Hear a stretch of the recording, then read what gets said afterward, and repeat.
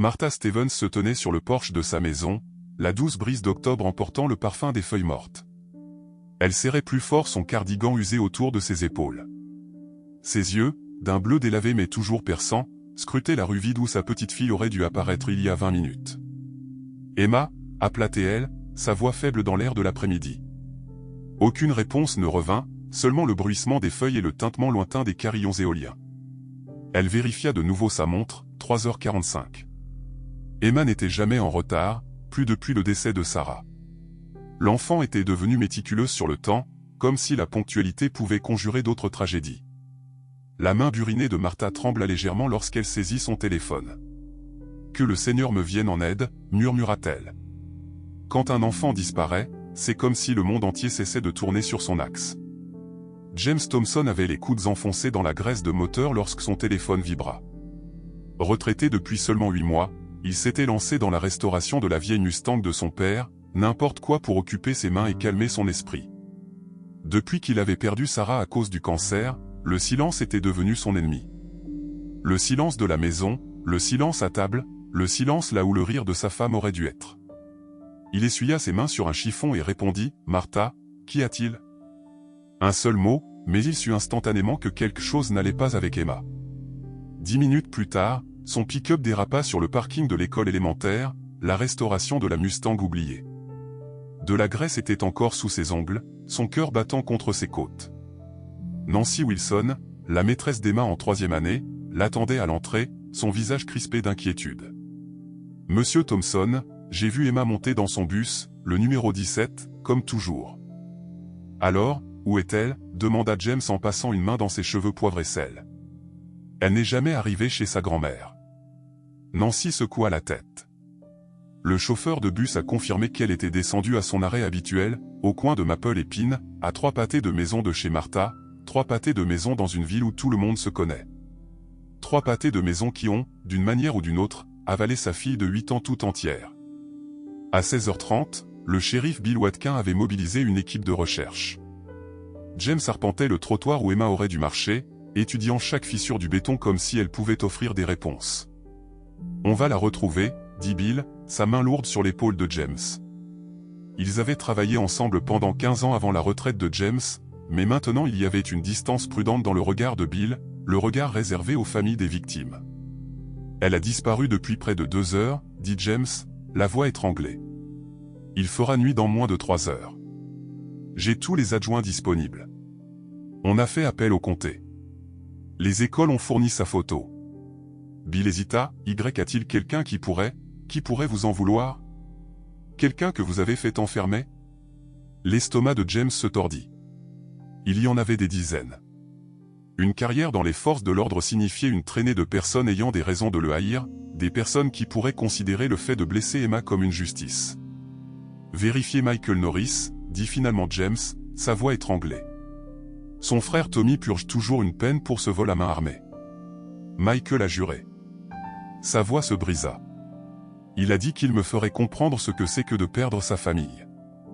La radio de Bill crépita et la voix d'un adjoint se fit entendre. « Shérif, on a retrouvé son sac à dos près du sentier du ruisseau. Il y a du sang sur la bretelle. » Martha était assise dans son salon, entourée de voisins apportant des plats cuisinés, comme si la mort était déjà passée. Elle les ignorait tous, ses doigts noueux faisant glisser des grains de prière alors qu'elle regardait par la fenêtre. Madame Stevens s'approcha un jeune adjoint, un bloc-notes à la main. « Pouvez-vous penser à quelqu'un qui pourrait vouloir faire du mal à votre petite fille ?» Les yeux de Martha ne quittèrent jamais la fenêtre.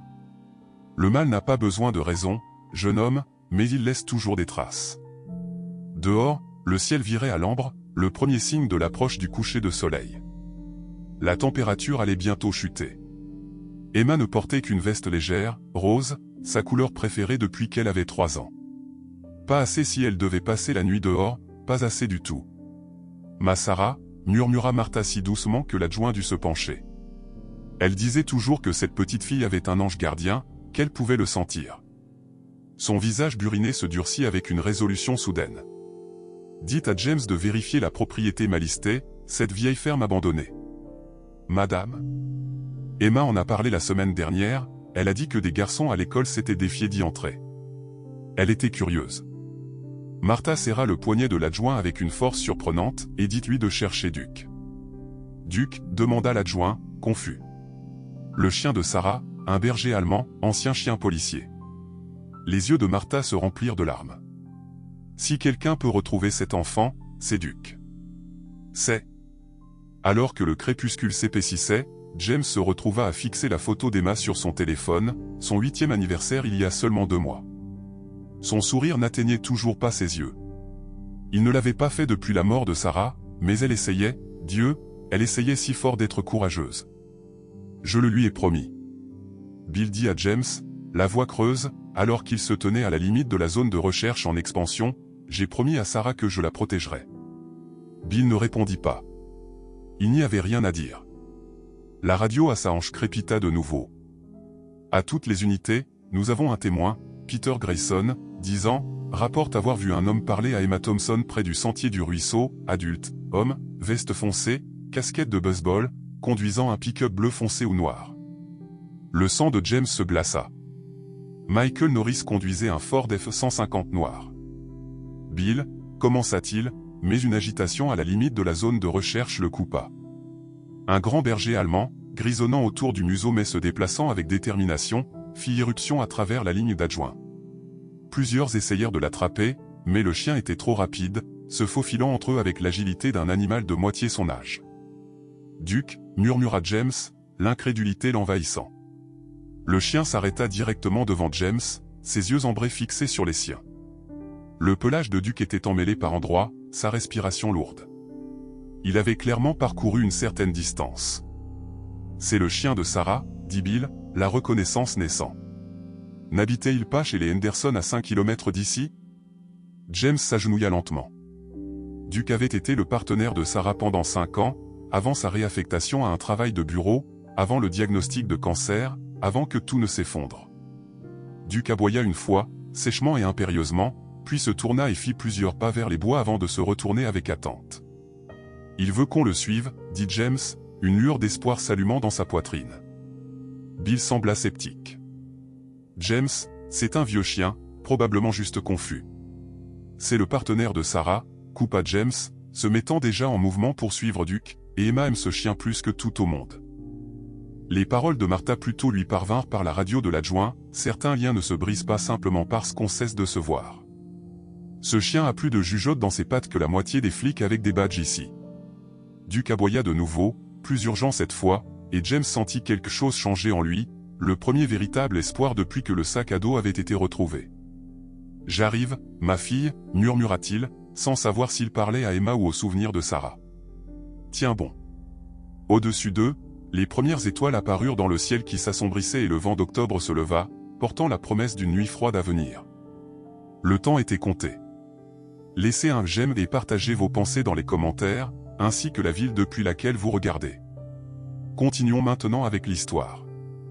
Le faisceau de la lampe de poche de James traversa l'obscurité grandissante alors que Duke les éloignait de la zone de recherche principale, son nez bas au sol, ses mouvements délibérés et concentrés. Derrière eux, les lumières clignotantes des véhicules de police devinrent plus distantes, leurs lueurs bleues et rouges s'estompant parmi les arbres. James pouvait entendre Bill parler avec urgence dans sa radio, redirigeant les équipes pour suivre leur nouvelle voie. Duke est le partenaire de Sarah depuis des années, expliqua James à Bill alors qu'il se dépêchait de suivre le rythme du vieux berger allemand. Si l'odeur d'Emma est là, il la trouvera. Une partie de James, la partie encore obscurcie par le chagrin et le ressentiment, ne pouvait pas croire qu'il mettait sa foi dans un chien qu'il évitait depuis des mois après la mort de Sarah. Il ne pouvait pas supporter de regarder Duke, ne pouvait pas supporter la façon dont les yeux ambrés du chien semblaient contenir le même chagrin qu'il ressentait. Duke s'arrêta à une bifurcation du sentier, sa tête se levant alors qu'il sentait l'air pendant un moment. Il sembla incertain et James sentit son estomac se contracter de doute. Duke avait 11 ans, un âge avancé pour un chien de travail. Son museau avait grisonné et l'arthrite avait raidi sa démarche autrefois fluide. Et si Martha se trompait? Et si ce n'était qu'un vieil animal confus qui les éloignait de l'endroit où ils devraient chercher, James? Bill dit doucement, nous avons des équipes qui couvrent la propriété mal listée, comme l'a suggéré votre belle-mère. Peut-être devrions-nous. Duke aboya sèchement, coupant les mots de Bill, et plongea avec assurance sur le sentier de droite. La décision était prise. Il se déplaça avec un but renouvelé, sa queue rigide de concentration. Il a quelque chose, dit James, une lueur d'espoir se rallumant. Il accéléra le pas, suivant la forme sombre du chien alors qu'il se faufilait entre les arbres. De retour à la maison des Thompson, Martha Stevens était assise à la table de la cuisine, une tasse de thé refroidissant entre ses mains burinées. Le détective Frank Miller était assis en face d'elle, son carnet ouvert, un stylo à la main. « Madame Stevens, je dois vous le demander à nouveau, pouvez-vous penser à quelqu'un qui pourrait vouloir faire du mal à Emma ou à James? Des menaces? Un comportement inhabituel autour de la maison ou de l'école ?» La voix de Frank était professionnelle, mais Martha remarqua comment ses yeux ne cessaient de se diriger vers l'horloge au mur. « Vous savez, dit Martha en remuant lentement son thé, mon défunt mari disait toujours, on peut en dire long sur un homme par les questions qu'il pose. Elle fixa Frank avec un regard pénétrant. Pourquoi n'êtes-vous pas dehors à chercher avec les autres, détective Miller? Le sourire de Frank n'atteignit pas ses yeux. Quelqu'un doit coordonner d'ici, madame, et donner suite aux pistes qui arrivent. Martha hocha lentement la tête. Je vis dans cette ville depuis 72 ans, détective. J'ai enseigné au lycée pendant 40 ans, j'ai même eu votre père dans mon cours d'anglais, en fait. Elle prit une gorgée de thé délibéré. Il n'était pas très doué pour mentir non plus. Le stylo de Frank s'immobilisa. Excusez-moi. Vous avez parlé de menaces.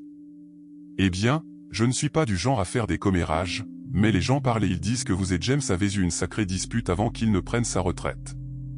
Quelque chose à propos de la réaffectation de Sarah de l'unité canine. Le visage du détective se durcit presque imperceptiblement. C'était une décision départementale, rien de personnel. MHM, Martha fredonna, peu convaincue. Et votre refus de promotion après que James ait attrapé les frères Norris n'avait rien à voir avec ça non plus, je suppose. Frank ferma son carnet d'un coup sec. Madame Stevens, je comprends que vous soyez bouleversée, mais insinuez. Je n'insinue rien, jeune homme, coupa Martha, sa voix toujours douce comme le miel. Je ne suis qu'une vieille femme, terriblement inquiète pour sa petite fille. Maintenant, si vous voulez bien m'excuser, je dois passer quelques appels. Alors que Frank quittait la pièce, les yeux de Martha se plissèrent. Elle saisit le téléphone, ses doigts composant un numéro qu'elle connaissait par cœur. Betty, c'est Martha Stevens. J'ai besoin que tu récupères des dossiers pour moi de l'époque où tu travaillais aux archives au poste. Duke s'arrêta si brusquement que James faillit trébucher sur lui. Le berger allemand se tenait immobile, ses oreilles dressées vers l'avant, fixant intensément quelque chose juste au-delà du faisceau de la lampe de poche de James. « Qu'est-ce qu'il y a, mon garçon » murmura James, son cœur battant la chamade. Bill arriva à côté de lui, sa main se dirigeant instinctivement vers le pistolet à sa hanche. James balaya la broussaille avec sa lampe de poche et aperçut un éclair rose, le ruban de cheveux d'Emma accroché à une branche épineuse. Il le saisit avec des doigts tremblants. « Elle était ici » souffla-t-il, montrant le ruban à Bill. « Il est à elle. Je l'ai mis dans ses cheveux ce matin. » Duke gémit doucement, tapant le sol avec sa patte. Son nez examina la zone où le ruban avait été trouvé, puis il repartit, se déplaçant avec encore plus d'urgence. « À toutes les unités » parla Bill dans sa radio. « Nous avons trouvé des preuves de la présence d'Emma Thompson le long du North Creek Trail. Suivez le son de ma voix et que quelqu'un contacte la famille Henderson. Découvrez quand ils ont vu Duke pour la dernière fois. » Une réponse crépitante arriva. « Shérif, Madame Henderson dit que Duke a défoncé leur porte moustiquaire vers 16h15. Personne ne l'a vu depuis. » James sentit un froid qui n'avait rien à voir avec l'air d'octobre. 16h15, juste après qu'Emma ait disparu. D'une manière ou d'une autre, Duke avait su, d'une manière ou d'une autre, il avait senti qu'elle était en danger. La recherche s'étendit, des faisceaux de lampes de poche se croisant à travers les bois, des voix appelant le nom d'Emma, mais Duke les ignora tous, conduisant James et Bill plus profondément dans la forêt, loin des sentiers et vers les affleurements rocheux qui bordaient l'ancienne carrière. « Ça n'a pas de sens » murmura Bill. « Pourquoi Norris l'aurait-il emmené si loin ?»« Isolement » répondit James d'un ton sinistre. « Pas de témoin, aucune chance qu'elle soit entendue. » La pensée lui retourna l'estomac. Duke s'arrêta soudainement, un grognement sourd grondant dans sa poitrine. Son poil se hérissa et il fixa un fourré dense devant lui. James tira instinctivement Bill vers l'arrière, baissant la voix. « Quelqu'un est là. » Ils éteignirent leur lampe de poche, se plongeant dans l'obscurité, brisé seulement par le faible clair de lune filtrant à travers les arbres. Pendant plusieurs secondes tendues, il n'y eut que le silence. Puis, un bruissement de mouvement. Une ombre se détacha du fourré et s'enfuit. « Arrêtez !» cria Bill, mais la silhouette disparaissait déjà dans les arbres. Duke aboya sèchement, voulant clairement donner la chasse, mais quelque chose le retint. Il gémit, tiraillé entre la poursuite de l'ombre en fuite et la poursuite de son chemin initial. « Va le chercher », exhorta James à Bill. « Je vais suivre Duke. » Bill hésita. « James, nous devrions rester ensemble. Emma est proche, je peux le sentir. » James croisa les yeux de son ami dans la faible lumière. « Duke ne me laissera pas tomber. Va. » Après un moment d'hésitation, Bill hocha la tête et partit à la poursuite de la silhouette en fuite, appelant des renforts en courant. Seul maintenant avec Duke, James s'agenouilla à côté du vieux berger allemand. « Où est-elle, mon garçon? Où est Emma ?» Duke pressa son effroi contre la main de James, puis se tourna et continua à avancer plus lentement maintenant, comme s'il sentait qu'ils étaient très proches. L'appel arriva juste au moment où le détective Frank Miller montait dans sa voiture à l'extérieur de la maison des Thompson. Il répondit immédiatement, s'éloignant de la maison pour s'assurer de la confidentialité. « Dis-moi que tu l'as maîtrisé, » dit-il sans préambule. La voix de Michael Norris crépita dans le haut-parleur. « On a un problème. Le chien l'a trouvé, ce vieux chien policier, celui qui appartenait à la femme de Thompson. » Frank jura à voix basse. « Comment est-ce possible? Tu es à des kilomètres de toute zone résidentielle. » Je n'en sais rien. Mais Thompson et le shérif sont dans les bois maintenant. Le shérif poursuit une fausse piste, mais Thompson suit le chien. La voix de Michael était tendue de panique. « Qu'est-ce que je fais ?» Frank serra le téléphone, son esprit s'emballant. La situation lui échappait. C'était censé être simple, prendre la fille, faire souffrir Thompson pendant quelques heures, puis donner anonymement un tuyau sur l'endroit où la trouver, une frayeur, rien de plus. Une vengeance pour l'emprisonnement de Tommy Norris, pour la carrière bloquée de Frank. Mais maintenant déplace-la, ordonna Frank. Rendez-vous à l'emplacement secondaire. Je vais m'occuper de Thompson et du chien. La voix de Frank se durcit, fais ce que tu as à faire. À l'intérieur de la maison, Martha Stevens se tenait près de la fenêtre, regardant la voiture de Frank s'éloigner. Dans sa main, elle serrait une photographie fanée, Sarah en uniforme de police, Duke assis fièrement à côté d'elle, et plié en dessous, un article de journal sur l'arrestation de Norris, avec Frank Miller absent des félicitations. Ce vieux chien a plus de jugeote dans ses pattes que la moitié des flics avec des badges ici, murmura-t-elle, saisissant de nouveau le téléphone. Et j'ai le sentiment qu'il n'est pas le seul à en savoir plus qu'il ne le dit. Dehors, la nuit se refroidissait. Les prévisions météorologiques avaient annoncé de la pluie d'ici minuit, et déjà le vent se levait, portant le parfum des tempêtes approchantes. Dans la forêt, Duke avançait, son corps vieillissant repoussant ses limites, poussé par une loyauté qui transcendait le simple entraînement. Et quelque part dans l'obscurité, Emma Thompson attendait, s'accrochant à l'espoir que quelqu'un la trouve avant qu'il ne soit trop tard. La lune se glissa derrière une rangée de nuages qui s'amoncelaient. Alors que James suivait Duke à travers la forêt qui s'assombrissait, à chaque pas, des souvenirs de Sarah l'envahissaient, des souvenirs qu'il avait passé des mois à essayer de refouler. La présence de Duke avait rouvert des blessures qui avaient à peine commencé à guérir, forçant James à affronter le passé qu'il fuyait depuis la mort de Sarah, il y a 2 ans. C'est à ce moment-là que tout avait commencé à s'effondrer. « Je ne comprends pas pourquoi il te réaffecte », avait dit James, regardant Sarah accrocher son uniforme dans le placard pour ce qui allait être la dernière fois en tant qu'officier cynophile actif. Toi et Duke avez le meilleur bilan du département. Le sourire de Sarah n'avait pas tout à fait atteint ses yeux. Coupe budgétaire, ils disent qu'ils ont besoin de moi à l'administration. Duke sera affecté à quelqu'un d'autre. James avait su même à ce moment-là que quelque chose n'allait pas. Sarah et Duke étaient des partenaires légendaires. 3 citations pour bravoure, des dizaines d'opérations réussies, une connexion presque télépathique que les autres maîtres chiens enviaient. Les coupes budgétaires n'expliquaient pas la séparation de l'équipe canine la plus efficace du département. « C'est Frank, n'est-ce pas ?» avait demandé James, les pièces du puzzle se mettant en place. « Il t'en veut depuis que tu as témoigné dans cette enquête des affaires internes. » Sarah l'avait fait taire avec un baiser. « Ça n'a pas d'importance. Ce qui compte, c'est que Duke trouve un bon foyer. » Et c'est alors que Sarah avait pris la décision qui entrait James après sa mort. Elle avait pris des dispositions pour que Duke vive avec les Henderson après sa retraite, plutôt que de l'emmener à la maison. Il mérite de courir dans ces grands champs à eux, avait-elle expliqué. Notre cour est trop petite. Mais James avait su la vérité. Sarah ressentait déjà les premiers symptômes de ce qu'ils allaient apprendre plus tard être un cancer de stade 4. Elle planifiait déjà un avenir dont elle ne ferait pas partie. Duke s'arrêta dans sa traque, ses oreilles se dressant à un son lointain. James retint son souffle, s'efforçant d'entendre ce qui avait attiré l'attention du chien. Un faible cri porté par le vent, si doux qu'il aurait pu être confondu avec un oiseau ou le bruissement des feuilles.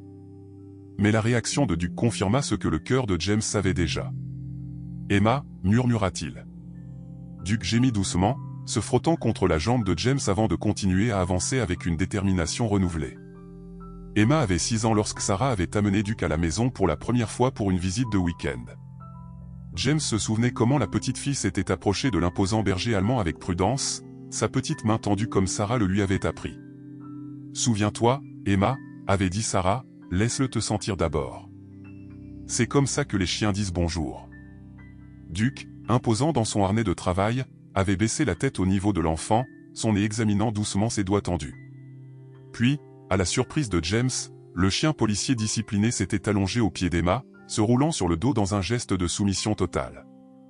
Il m'aime, maman, avait crié Emma de joie. Sarah avait ri, ses yeux brillants de joie. Il fait plus que t'aimer, ma chérie, il t'a choisi. À partir de ce jour, un lien spécial s'était formé entre Emma et Duke.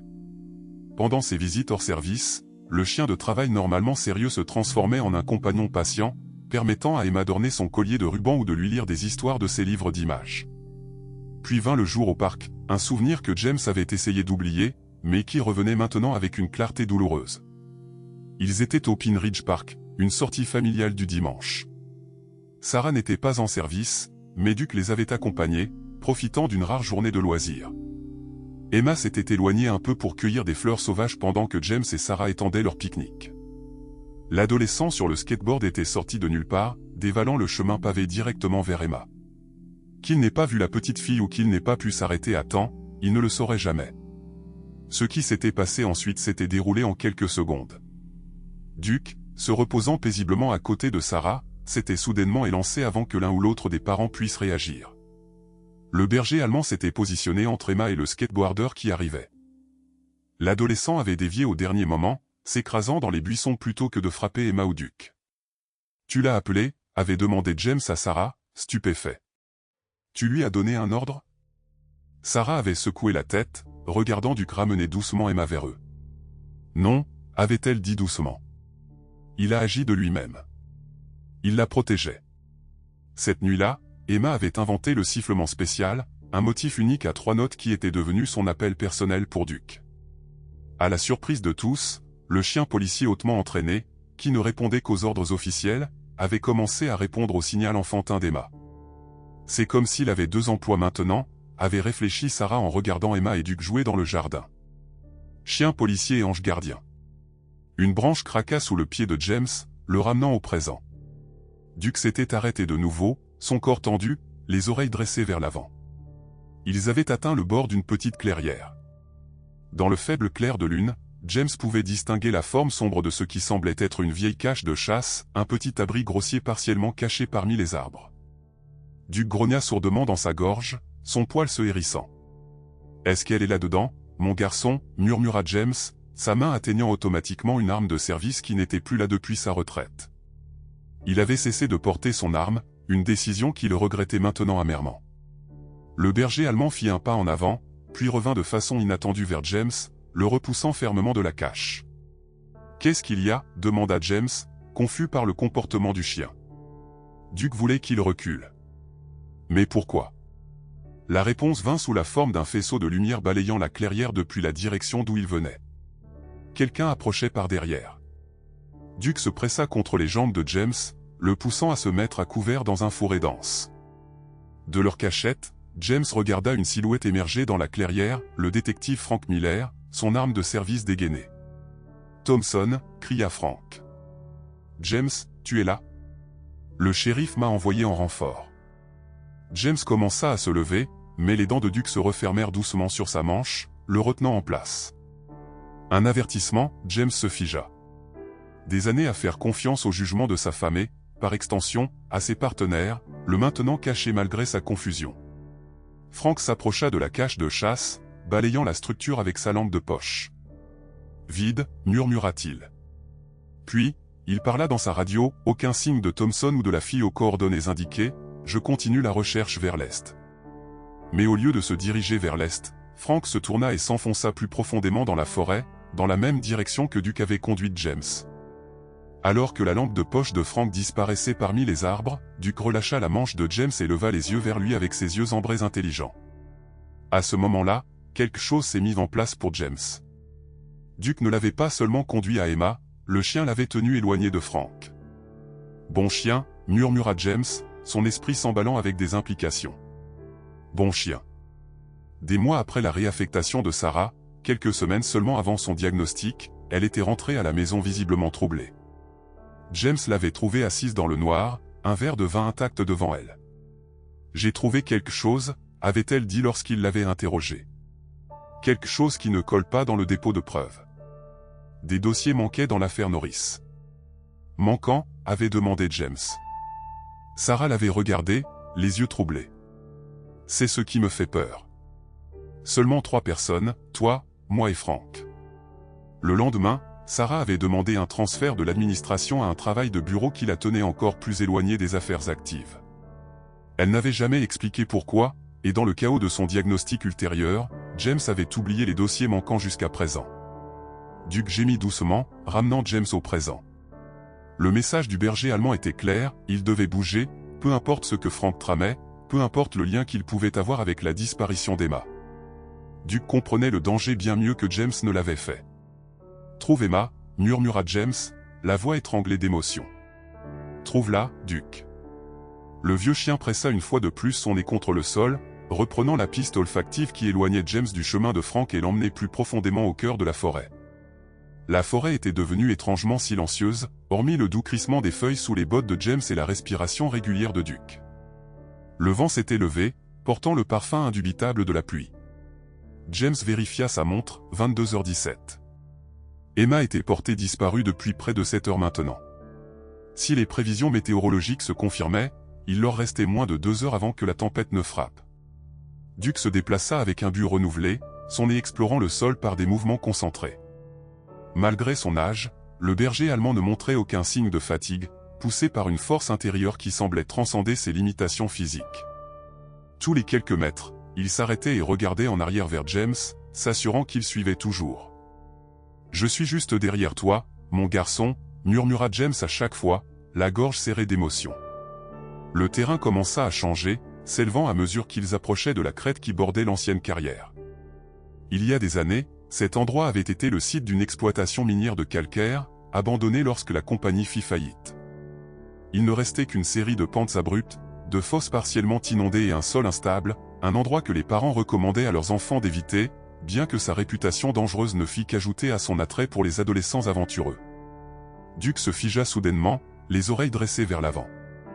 James s'arrêta immédiatement, tendant l'oreille pour entendre ce qui avait attiré l'attention du chien. Pendant de longues secondes, il n'y eut que le murmure du vent dans les arbres. Puis il l'entendit, un son faible et étouffé qui aurait pu être un cri. « Emma » cria James, incapable de se retenir. « Emma, ma chérie, c'est toi. » Duke aboya sèchement une fois, puis se lança en avant avec une vitesse surprenante pour un chien de son âge. James se mit à courir, suivant le berger allemand, contournant un amas de rochers et pénétrant dans un petit creux naturel protégé par une végétation dense.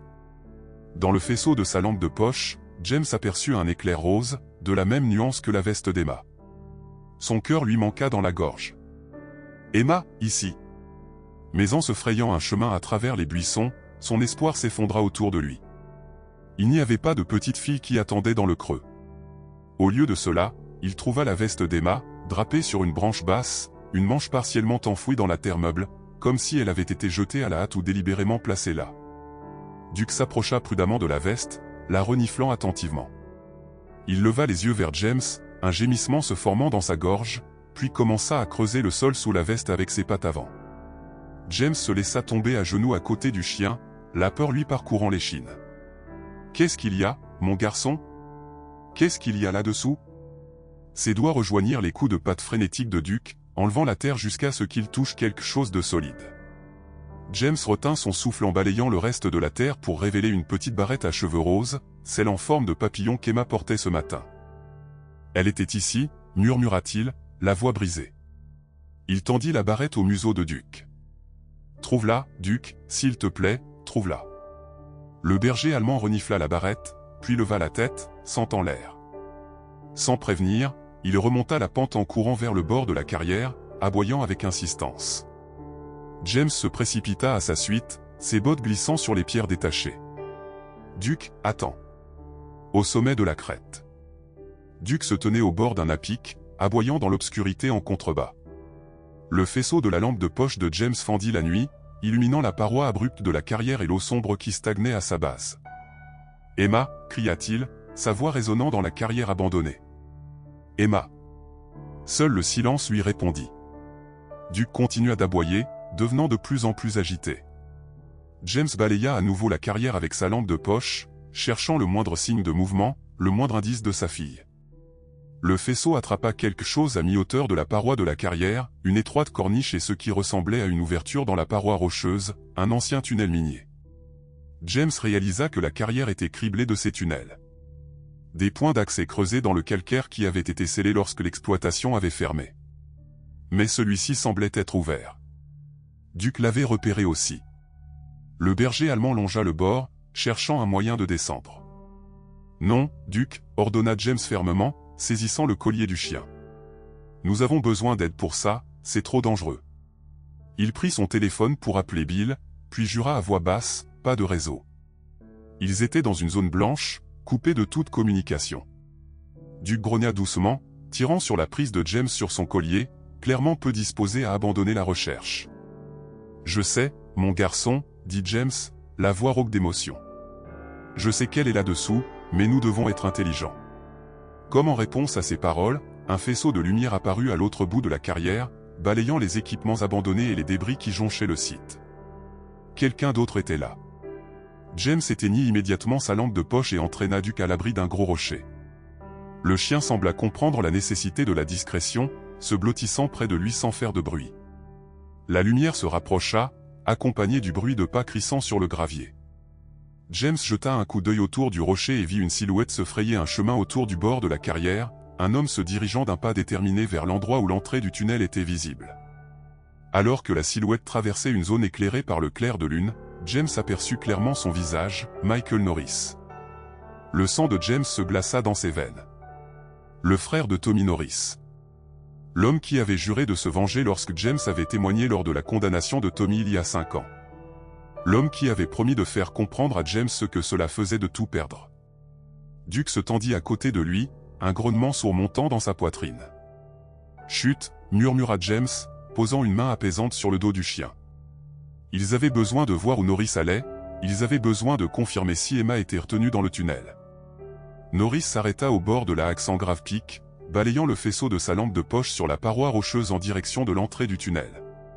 Puis il sortit une corde de son sac à dos et l'attacha autour d'une souche d'arbre robuste. Michael appela une autre voix depuis l'obscurité, et James se raidit lorsque Frank Miller émergea des arbres. « Qu'est-ce que tu fous ? Je t'ai dit de la déplacer. »« J'y travaille, » rétorqua Norris. « Mais quelqu'un est venu ici. On a trouvé la veste, Thompson. » Frank cracha. « Il a ce fichu chien avec lui. Il la traque. Tu as dit que tu t'occuperais de Thompson. » « J'essaie, mais cette boue complique les choses. Nous devons la déplacer maintenant, avant qu'il ne trouve cet endroit. » James lutta pour contrôler sa respiration, la rage et l'horreur se battant en lui. Frank, son collègue, son ami, travaillait avec Norris. Les dossiers manquants du dépôt de preuves, le transfert soudain de Sarah, l'enlèvement d'Emma, tout était lié dans une terrible constellation de trahison. Duke tremblait contre lui, luttant visiblement pour rester silencieux en présence des hommes qui avaient enlevé Emma. James resserra son emprise sur le collier du chien, le suppliant silencieusement de rester tranquille encore un peu. « Je vais descendre la chercher, » dit Frank, prenant la corde à Norris. « Tu surveilles. Si tu vois Thompson ou quelqu'un d'autre, tu me fais signe. 2 coups sur la corde, compris? Norris acquiesça, sortant un pistolet de sa ceinture. Et le chien? L'expression de Frank se durcit au clair de lune, tirez-lui dessus. Cet animal a déjà causé assez de problèmes. James sentit Duke se tendre sous sa main. Le berger allemand avait reconnu la voix de Frank, compris la menace. Pendant un instant, James pensa que Duke pourrait sortir de sa cachette et charger les hommes. Mais le chien de police bien entraîné garda sa position, tremblant sous l'effort de la retenue. Alors que Frank commençait à descendre la paroi de la carrière en rappel vers le tunnel, James pesa ses options. Il était désarmé face à 2 hommes, dont l'un avait une arme à feu. Une confrontation directe se solderait probablement mal pour lui et Duke, et, par extension, pour Emma. Ils avaient besoin de renforts. « Viens, mon garçon », murmura-t-il à Duke, commençant à reculer en s'éloignant de leur cachette. « Nous devons trouver Bill. » Mais alors qu'il commençait à reculer, le pied de James fit tomber une pierre détachée. Elle dévala la pente, le son incroyablement fort dans le silence tendu. Norris se retourna brusquement, arme au poing, « Qui est là ?» James se figea, mais Duke prit la décision pour eux deux. Avec un grognement féroce, le berger allemand s'échappa de l'emprise de James et se lança sur Norris. Un éclair de mouvement dans l'obscurité. Norris tira, la détonation déchirant l'air nocturne, mais Duke était déjà sur lui, ses puissantes mâchoires se refermant sur le bras armé de l'homme. L'homme et le chien tombèrent dans un enchevêtrement de membres et de grognements. « James !» cria la voix de Frank depuis le bas. « James, rappelle ton chien. Ce n'est pas ce que tu crois. » Mais James était déjà en mouvement, ramassant une branche tombée alors qu'il chargeait vers Norris et Duke. Le berger allemand avait plaqué Norris au sol, les dents toujours enfoncées dans son bras, le pistolet gisant juste hors de sa portée. « Où est-elle » exigea James, abattant la branche avec assez de force pour faire tressaillir Norris. « Où est ma fille, Thompson ?» Frank remontait la corde, le visage déformé par un mélange de rage et de peur. « Rappelle ce chien tout de suite ou je jure devant Dieu que tu vas. »« Que vais-je faire, Frank ?» La voix de James était d'un calme mortel, malgré la tempête qui faisait rage en lui. « Enlever ma fille ? Oh, attends, tu l'as déjà fait. » Duke maintint son emprise sur Norris, qui avait cessé de se débattre, le visage pâle de douleur et de peur. « Tu ne comprends pas ?» Frank commençait à atteindre le sommet de la paroi de la carrière. Ce n'était pas censé. Une nouvelle voix coupa la nuit, accompagnée du bruit indubitable d'un fusil à pompe qui était armé. « Police !» Tout le monde se fige. Le shérif Bill Watkin émergea des arbres, flanqué de 2 adjoints, tous avec des armes dégainées. « Bill !» cria James, le soulagement l'envahissant. « Emma est ici, dans un tunnel au bas de la paroi de la carrière. » Frank et Norris l'ont emmenée. L'expression de Bill se durcit en observant la scène. Duke maîtrisant Norris, Frank à mi-hauteur du bord de la carrière, James tenant une arme de fortune. « Inspecteur Miller » dit Bill, sa voix froide et autoritaire. « Éloignez-vous de cette corde et mettez vos mains là où je peux les voir. » Frank hésita, les yeux oscillant entre le fusil de Bill et le tunnel en contrebas. Pendant un instant, James pensa qu'il allait essayer de s'enfuir en redescendant la corde, mais ses épaules s'affaissèrent en signe de défaite. « Ce n'était pas censé aller aussi loin, » dit Frank doucement.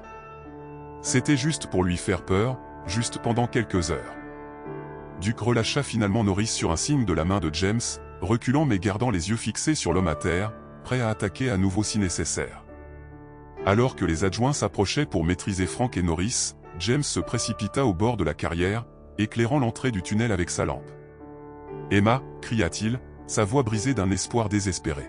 « Emma, ma chérie, tu m'entends ?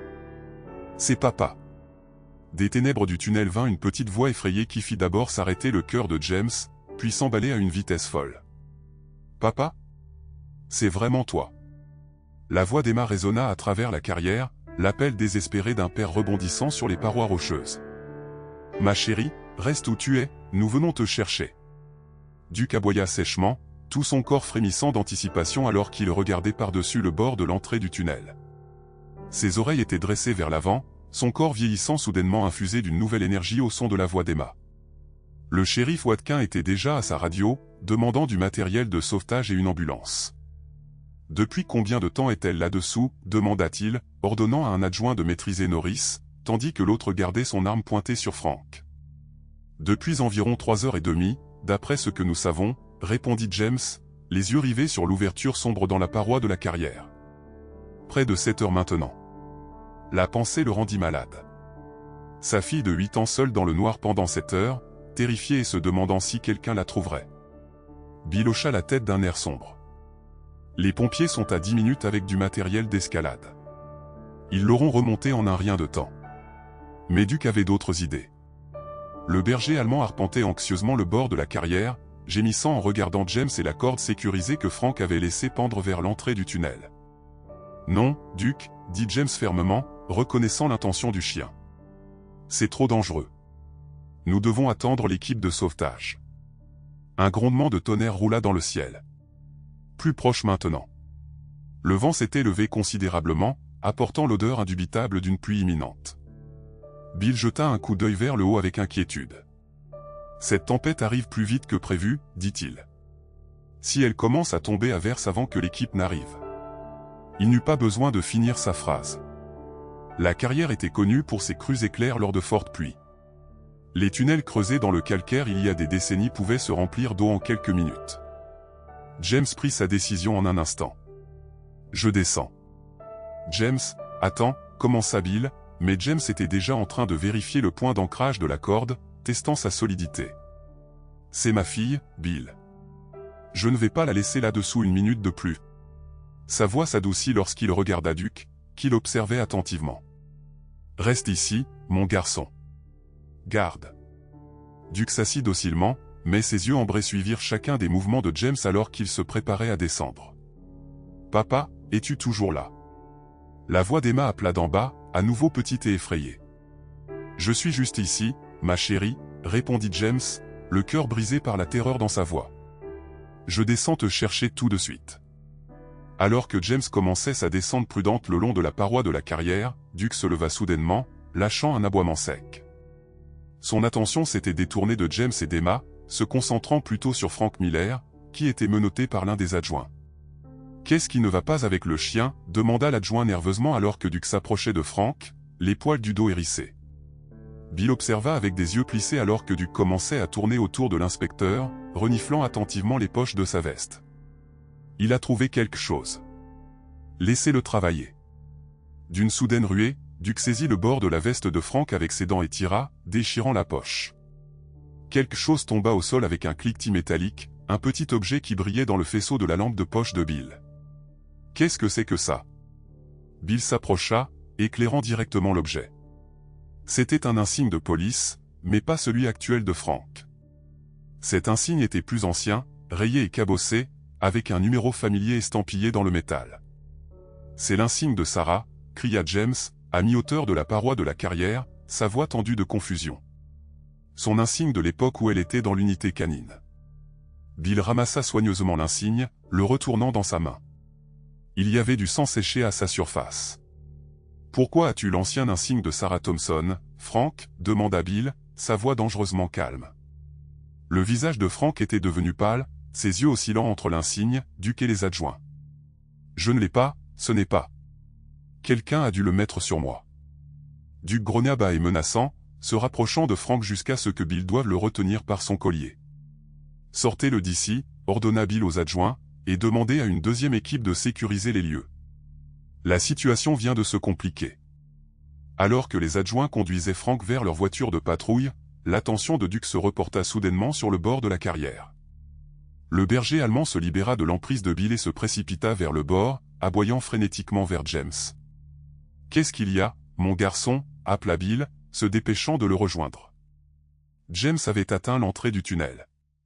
Il aidait Emma à sortir sur l'étroite corniche, ses bras enroulés autour de la petite silhouette de sa fille. Elle était vivante, consciente, s'accrochant à son père de toutes ses forces, mais les aboiements de Duke n'étaient pas de joie. Le chien était agité, arpentant de long en large, les yeux fixés sur quelque chose que ni James ni Bill ne pouvaient voir depuis leur position. « James !» cria Bill. « Tout va bien ?» James leva les yeux, son visage exprimant un mélange de soulagement et de confusion. « Elle va bien. » Un peu froide et effrayée, mais pas blessée.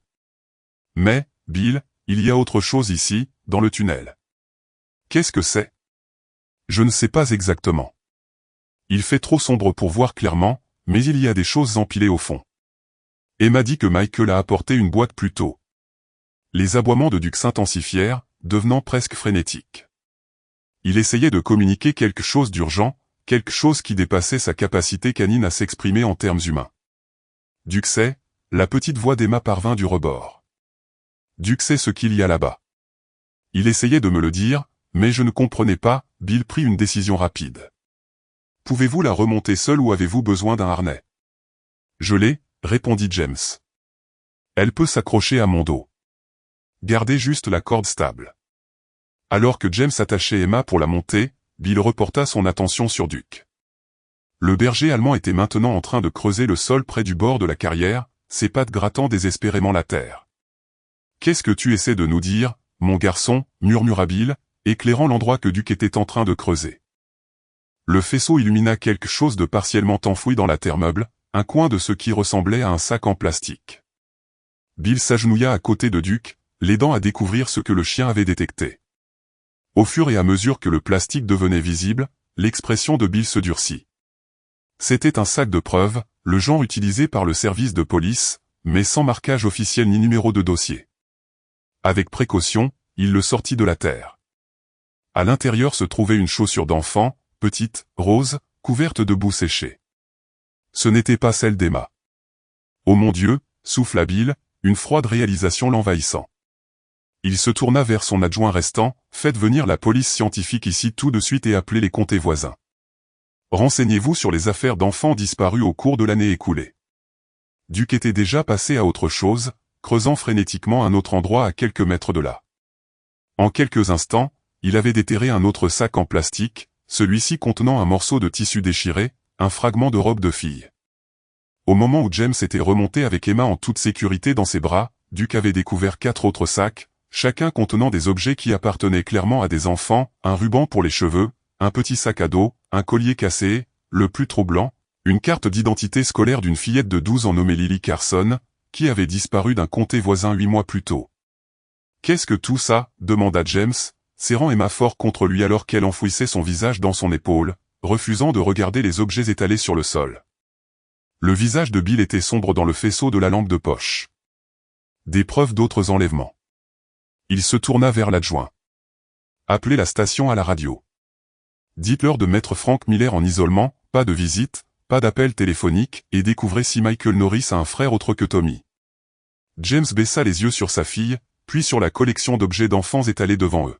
« Vous pensez que cela va au-delà de moi et d'Emma, au-delà de la rancune de Frank? »« Je pense, » dit Bill, observant attentivement Duke qui continuait de fouiller la zone avec une précision méthodique, « que nous venons de gratter la surface de quelque chose de beaucoup plus grand. » À ce moment-là, la tempête qui menaçait depuis toute la soirée éclata finalement. La pluie commença à tomber, lentement au début, puis en fortes averses qui allaient bientôt emporter toutes les preuves qui n'avaient pas encore été découvertes. Mais Duke continua à travailler, insensible à l'averse, motivé par un objectif plus profond qui transcendait même ses années de formation de police. Emma, jetant un coup d'œil hors de l'étreinte protectrice de son père, murmura quelque chose que seul James pouvait entendre par-dessus la pluie. Il hocha la tête, puis la déposa doucement à côté de Duke. La petite fille posa sa petite main sur la fourrure trempée du berger allemand. « Montre-nous, Duke, dit-elle, sa voix plus forte maintenant. Montre-nous ce qu'ils ont fait d'autre. » La pluie tomba en averses implacables alors que les véhicules d'urgence convergeaient vers la carrière, leur lumière rouge et bleue pulsant dans l'obscurité comme un battement de cœur. James était assis à l'arrière d'une ambulance, une couverture enveloppée autour des épaules d'Emma, alors qu'un ambulancier vérifiait ses signes vitaux. Duke était couché à leurs pieds, sa fourrure mouillée collée à son corps vieillissant, épuisé mais vigilant. Malgré la douce suggestion de l'ambulancier que le chien attende dehors, James avait refusé de les séparer. « Il reste avec nous », avait-il dit d'un ton qui ne souffrait aucune discussion. Emma n'avait pas beaucoup parlé depuis son sauvetage, répondant aux questions par des hochements de tête ou des mots simples, ses petits doigts constamment enfouis dans la fourrure de Duke, comme si le berger allemand était son seul point d'ancrage à la sécurité. La seule fois où elle avait montré une réelle animation, c'était lorsque Duke avait été brièvement examiné par les ambulanciers pour des blessures subies lors de sa confrontation avec Norris. « Soyez doux », avait-elle insisté. « C'est un héros. Sa température est un peu basse, mais rien de grave », rapporta l'ambulancier à James. Physiquement, elle semble bien. Quelques égratignures mineures à ses poignets à cause des liens, une légère déshydratation. Nous devrions quand même l'emmener à l'hôpital pour un bilan complet. James hocha la tête, déposant un baiser sur le sommet de la tête d'Emma. Tu entends ça, ma chérie? Tu te débrouilles très bien. Les médecins veulent juste s'assurer que tout va bien. Emma leva les yeux vers son père, ses yeux assombris par une expérience qu'aucun enfant ne devrait avoir à endurer. Duke peut-il venir à l'hôpital aussi? Avant que James ne puisse répondre, le shérif Watkins s'approcha de l'ambulance, la pluie dégoulinant de son chapeau. « Comment va notre brave fille ?» demanda-t-il, sa voix bourrue adoucie au bénéfice d'Emma. « Je vais bien » murmura Emma. « Duke m'a sauvé. » Bill sourit, tendant la main pour tapoter la tête du berger allemand. « C'est sûr. Le meilleur officier canin que nous ayons jamais eu. » Il se tourna vers James, son expression se faisant plus sérieuse. « Puis-je vous parler en privé pendant une minute ?» James hésita, réticent à quitter Emma, même pour un instant. « C'est bon, papa, » dit Emma, semblant comprendre. « Duke va rester avec moi. » Comme pour confirmer ses paroles, Duke posa sa tête plus fermement sur les genoux d'Emma, ses yeux ambrés fixés sur James avec un message clair, « Rien ne lui fera de mal pendant que je suis là. » James sortit de l'ambulance, rejoignant Bill sous l'abri d'une bâche voisine où les techniciens de la police scientifique avaient installé un poste de traitement temporaire. Les objets que Duke avait découverts étaient soigneusement photographiés et mis en sac, chacun étant traité comme la preuve vitale qu'il était. « Nous avons identifié 3 des objets jusqu'à présent, » dit Bill sans préambule. Ils appartiennent à des enfants qui ont disparu au cours des 18 derniers mois, tous de différents comtés, de différents districts scolaires. Pas de liens évidents, sauf... Il fit une pause, son visage buriné grave. « Sauf quoi ?» demanda James. « Sauf que, dans chaque cas, l'enquêteur principal était soit Frank Miller, soit quelqu'un avec qui il avait travaillé en étroite collaboration. » Bill passa une main sur son visage, essuyant la pluie et l'épuisement. « James, je pense que Frank est impliqué dans de multiples enlèvements, peut-être depuis des années. » James eut l'impression que le sol s'était dérobé sous ses pieds. « Mais pourquoi? Quelle raison possible pourrait-il avoir? Je ne sais pas encore, mais j'ai l'intention de le découvrir. » Bill jeta un coup d'œil à une voiture de patrouille où Michael Norris était assis menotté sur le siège arrière. Norris ne parle pas beaucoup, mais il a laissé entendre que ce n'était pas son idée. Il était juste la main-d'œuvre engagée, comme il l'a dit. Sarah savait, dit James soudainement, la réalisation le frappant comme un coup physique. C'est pourquoi elle a été transférée de l'unité canine. Elle a trouvé quelque chose, des dossiers manquants du dépôt de preuves. Elle m'en a parlé, mais ensuite elle est tombée malade et j'ai oublié. Sa voix se brisa sur le dernier mot, le poids de ce qui aurait pu être évité l'écrasant. Bill posa une main ferme sur son épaule. Ce n'est pas de votre faute, James. Quoi que Frank ait fait, il a bien couvert ses traces. Même Sarah n'aurait peut-être pas connu toute l'étendue de la situation. Un technicien s'approcha, tenant un sac de preuves contenant un petit objet terni. « Shérif, vous devez voir ça. » À l'intérieur du sac se trouvait un insigne de police presque identique à celui trouvé dans la poche de Frank, mais avec un numéro différent. « C'est l'insigne de l'officier Ramirez, » dit Bill, son expression s'assombrissant. « Il a disparu il y a 3 ans lors d'une patrouille de routine. Nous pensions qu'il avait quitté la ville, abandonné son poste. Il y avait même une note. » James se sentit mal. Une autre victime? Où il a découvert ce que Frank faisait et a menacé de le dénoncer. Bill prit le sac de preuves, étudiant l'insigne avec un mélange de colère et de chagrin. Quoi qu'il en soit, nous ne sommes plus seulement face à un enlèvement. C'est bien pire. De retour à la maison des Thompson, Martha Stevens était assise à la table de la cuisine, ses doigts noueux par l'arthrite, arrangeant soigneusement de vieilles photographies. Betty Wilson, son amie du service des archives de la police, était assise en face d'elle, lisant une pile de rapports photocopiés. « Cela remonte à au moins 5 ans, » dit Betty, sa voix feutrée malgré la maison vide. Preuves manquantes, dossier de cas avec des détails modifiés, témoignages de témoins qui ont changé entre l'entretien initial et le dossier officiel. Martha hocha la tête d'un air sombre, faisant glisser une photographie sur la table. Elle montrait un jeune Frank Miller debout à côté de James lors d'une cérémonie de remise de prix du service. Sarah ne lui a jamais fait confiance, dit-elle. Elle disait qu'il s'intéressait trop à des affaires qui n'étaient pas les siennes, trop désireux d'aider à des enquêtes sensibles. La question est pourquoi, répondit Betty, feuilletant d'autres papiers. Qu'est-ce qu'il en retire? L'affaire Norris n'était qu'un vol qui a mal tourné. Pourquoi tout risquer pour ça? Le visage buriné de Martha se crispa en ligne déterminée.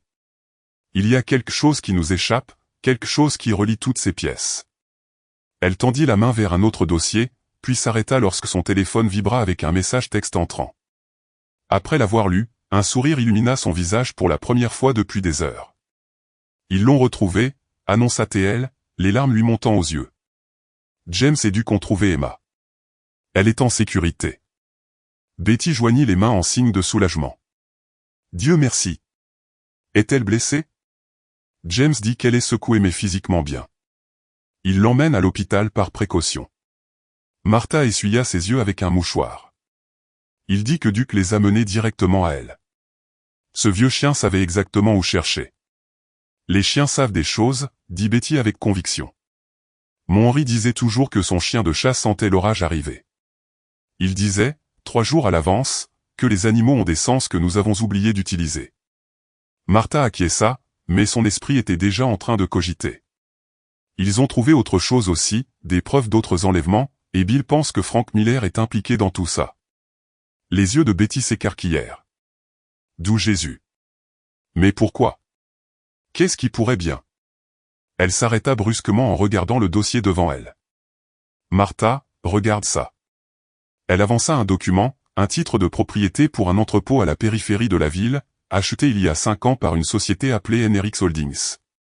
Qu'est-ce que je suis censé voir? Demanda Martha, plissant les yeux sur les petits caractères, NRX Holdings. C'est une société écran, mais j'ai traité les papiers quand je travaillais encore au bureau du greffier du comté. Betty tapa sur la ligne de signature, au bas du document. Le bénéficiaire effectif est indiqué comme étant T. Norris. Tommy Norris, celui qui est en prison. Oui, mais regarde le co-signataire. Betty pointa une seconde signature, partiellement masquée par un tampon notarial mais toujours lisible, F. Miller. Martha retint son souffle.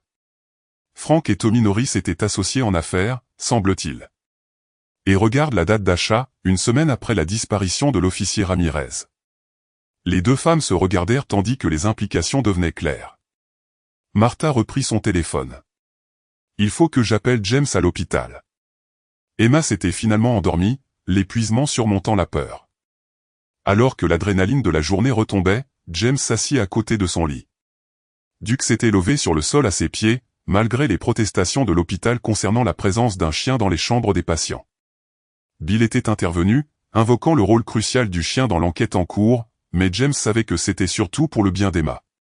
La seule fois où ils avaient essayé de les séparer, Emma était devenue si bouleversée que sa fréquence cardiaque avait dangereusement augmenté sur les moniteurs. « Je ne comprends pas », dit James à voix basse à Bill, qui se tenait près de la fenêtre, regardant la pluie battre contre la vitre. Comment Duke a-t-il su où la trouver?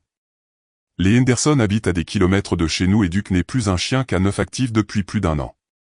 Bill secoua la tête. Certaines choses défient toute explication. Sarah disait toujours que Duke était spécial, différent des autres chiens qu'un œuf avec lesquels elle avait travaillé.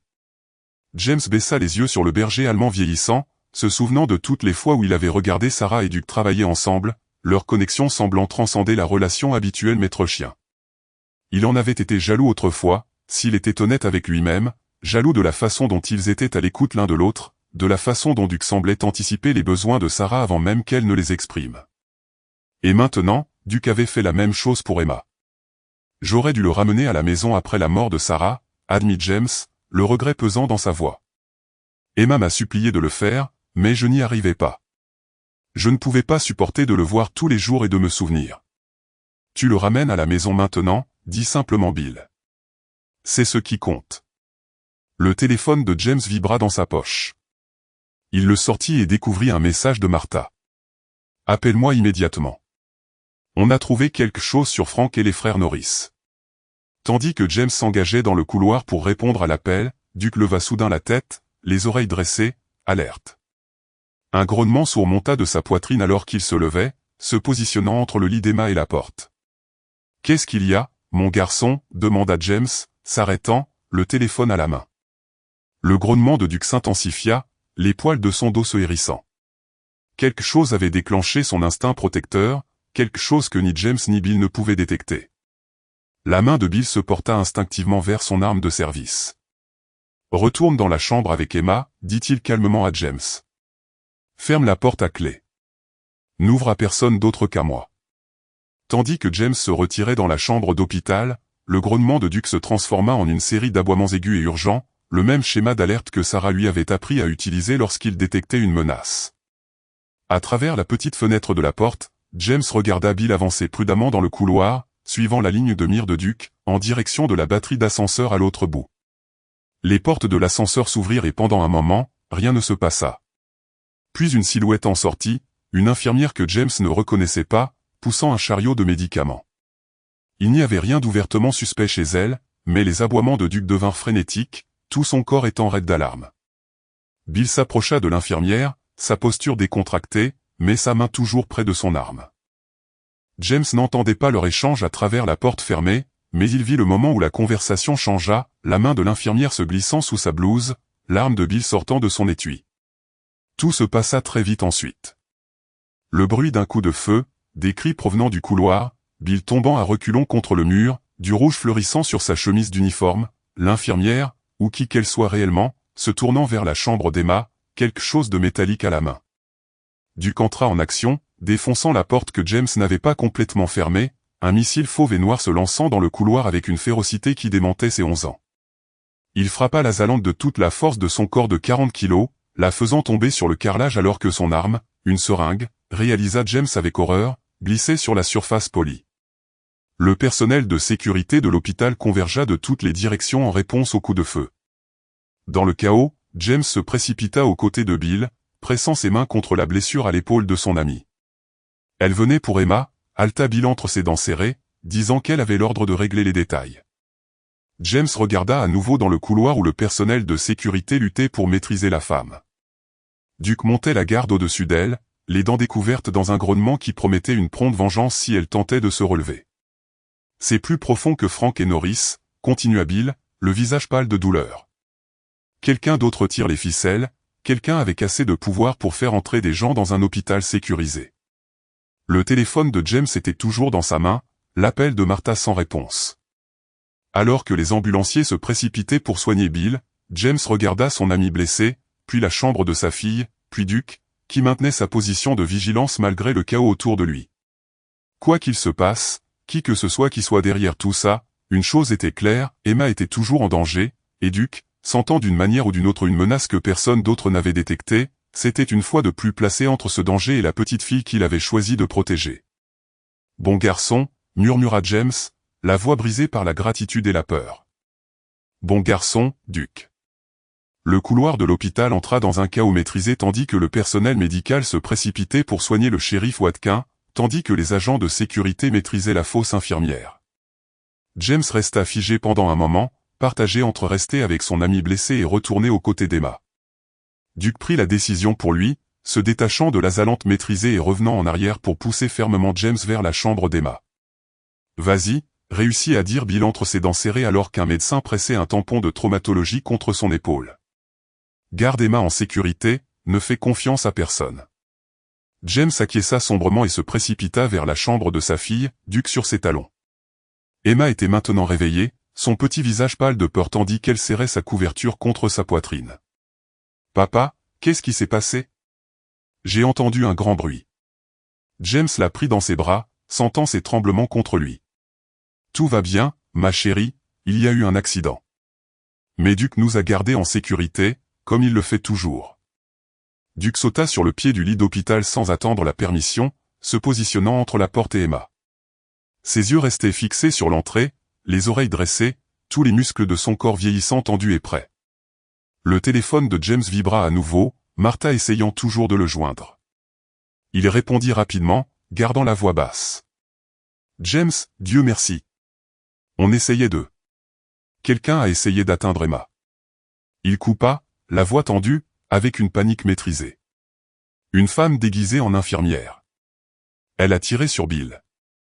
La respiration saccadée de Martha passa clairement dans le téléphone. Est-il vivant? Blessure à l'épaule. James jeta un coup d'œil vers la porte où la sécurité de l'hôpital montait maintenant la garde. « Martha, qu'avez-vous trouvé ?» Frank Miller et Tommy Norris possédaient des biens ensemble, un entrepôt à l'extérieur de la ville. Betty a trouvé les documents. Ils l'ont acheté juste après la disparition de l'officier Ramirez il y a 3 ans. L'esprit de James s'emballa, reliant les pièces d'un puzzle qui avait été éparpillé au fil des ans, les preuves manquantes de l'affaire Norris. Sarah les a trouvées juste avant d'être transférée hors de K9. Et il y a plus. Martha continua avec urgence. Betty a fouillé dans de vieux dossiers. 6 enfants ont disparu dans 3 comtés au cours des 2 dernières années. Chaque affaire a été enquêtée par Frank ou l'un de ses proches collaborateurs. Chacune a finalement été considérée comme une fugue. Les objets que Duke a trouvés à la carrière, murmura James, regardant le berger allemand maintenir sa position protectrice, inébranlablement vigilant malgré son épuisement. James, tu dois emmener Emma quelque part en sécurité, pas à la maison, pas chez moi, quelque part où personne ne penserait à chercher. James ferma brièvement les yeux, considérant leurs options. Avec Bill blessé et Frank en détention, mais clairement partie prenante de quelque chose de plus grand, il ne pouvait pas faire confiance aux voies de protection habituelles. « Je connais un endroit, dit-il finalement, la cabane familiale de Sarah à Lost Creek. Elle n'a pas été utilisée depuis des années. » Bien. Ne dis à personne où tu vas, pas même à moi. Au téléphone, la voix de Martha baissa encore d'un ton. Et James, fais attention à qui tu fais confiance. Si Frank a pu cacher ça pendant des années. Elle n'avait pas besoin de terminer sa phrase. Si un officier de police pouvait être corrompu, d'autres pourraient l'être aussi. J'appellerai quand nous serons en sécurité, promit James, puis il mit fin à l'appel. Il se tourna vers Emma, forçant un calme qu'il ne ressentait pas dans sa voix. Chérie, on doit faire un petit voyage, juste toi, moi et Duke. Les yeux d'Emma, si semblables à ceux de Sarah, étudièrent son visage avec une perception qui dépassait son âge. Parce que les méchants pourraient revenir. James déglutit difficilement. Oui, mais Duke et moi ne laisserons rien t'arriver, je te le promets. Emma acquiesça solennellement, puis tendit la main pour caresser la fourrure de Duke. Il est fatigué, papa, et je pense qu'il est blessé.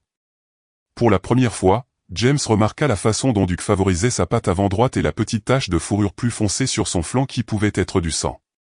Dans le chaos du sauvetage à la carrière et de la fusillade à l'hôpital, les blessures du chien n'avaient pas été soignées. On va s'occuper de lui, assura James. Mais d'abord, il faut qu'on sorte d'ici. Tu peux être très courageuse et très silencieuse. Emma acquiesça à nouveau, glissant déjà hors du lit. Comme un ninja, chuchota T.L., un fantôme de son ancien esprit scintillant sur son visage. James sourit malgré tout. Juste comme un ninja. Ils sortirent par une entrée de service avec l'aide d'un agent de sécurité que James connaissait depuis des années, un homme qui avait assisté aux funérailles de Sarah et avait apporté des repas à la maison par la suite. L'agent les conduisit à son véhicule personnel garé au fond du parking du personnel. La maison de ma sœur est à environ 40 minutes au nord, expliqua l'agent en remettant les clés à James. Elle est partie rendre visite à ses enfants en Arizona. Personne ne vous cherchera là-bas. Ça vous donnera le temps de comprendre ce que vous allez faire ensuite. Merci, roi. Dit James, installant Emma sur le siège arrière avec Duke pressé contre elle pour la protéger. Je vous dois ça. Le visage buriné de Roi était sombre dans la faible lumière du parking. Vous ne me devez rien. Sarah était une bonne personne, le meilleur officier que j'ai jamais connu. Dans quelque pétrin que vous soyez, je sais que vous êtes du bon côté. Tandis qu'il s'éloignait de l'hôpital, James aperçut d'autres voitures de police arriver, leur lumière clignotant sur le trottoir rendu glissant par la pluie. Quoi qu'il se passe là-bas, l'interrogatoire de la fausse infirmière, l'enquête sur les liens de Frank Miller, devrait continuer sans lui. Sa seule priorité maintenant était de garder Emma en sécurité. La cabane à Lost Creek appartenait à la famille de Sarah depuis des générations, une simple structure à 2 chambres nichée au milieu de pins imposants, accessible uniquement par un étroit chemin de terre qui devenait dangereux par mauvais temps. James n'y était pas retourné depuis avant la naissance d'Emma. Lui et Sarah y avaient passé une semaine après leur lune de miel et il avait promis qu'ils y reviendraient un jour, mais d'une manière ou d'une autre, il ne l'avait jamais fait, le travail, la vie et finalement la maladie de Sarah s'étaient mis en travers. Maintenant, tandis qu'il conduisait lentement la voiture empruntée sur le chemin défoncé, les phares perçant les rideaux de pluie, James ressentait l'absence de Sarah comme une douleur physique. Elle devrait être là, l'aidant à protéger leur fille. Elle saurait quoi faire, comment donner un sens à les chevaux embrouillés de corruption qui les avaient piégés. C'est l'endroit spécial de maman, demanda doucement Emma depuis le siège arrière, regardant à travers la vitre striée de pluie l'obscure silhouette de la cabane. Oui, ma chérie, répondit James, surpris. Comment le sais-tu? Maman m'a raconté des histoires.